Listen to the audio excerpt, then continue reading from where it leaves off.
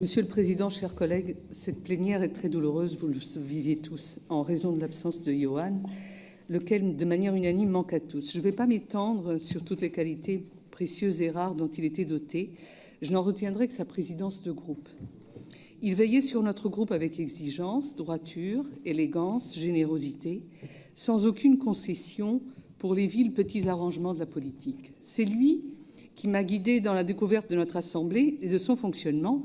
Et son dernier conseil, Yohann me l'a donné à l'issue de la plénière de décembre. En substance, il m'a dit « Puisqu'Alain Rousset sabre tes interventions, supprime ton propos introductif qui le complimente et va directement aux critiques. » Eh bien, on y va. Alors, cette délibération met en œuvre la feuille de route de l'accord-cadre d'octobre 2017, voulue par le gouvernement et signée par Marlène Schiappa. Le plan d'action régional fait sien les 5 axes majeurs définis par le gouvernement et nous nous en félicitons. Cependant, 2 remarques.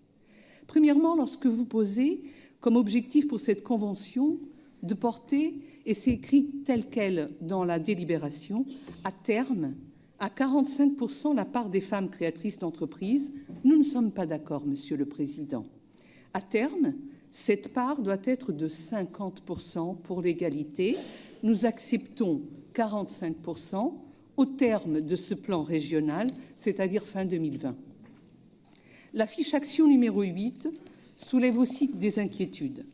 Le déploiement d'actions dans les domaines de l'innovation sociale, du numérique et de l'économie sociale et solidaire risque de contenir les femmes dans les domaines qui leur sont traditionnellement assignés, alors que l'avenir doit les porter vers les filières scientifiques, l'industrie, le numérique, qu'il faut conquérir en écartant les stéréotypes de genre. Tout en restant vigilants, les élus du mouvement démocrate et apparenté voteront bien entendu favorablement cette délibération. Je vous remercie.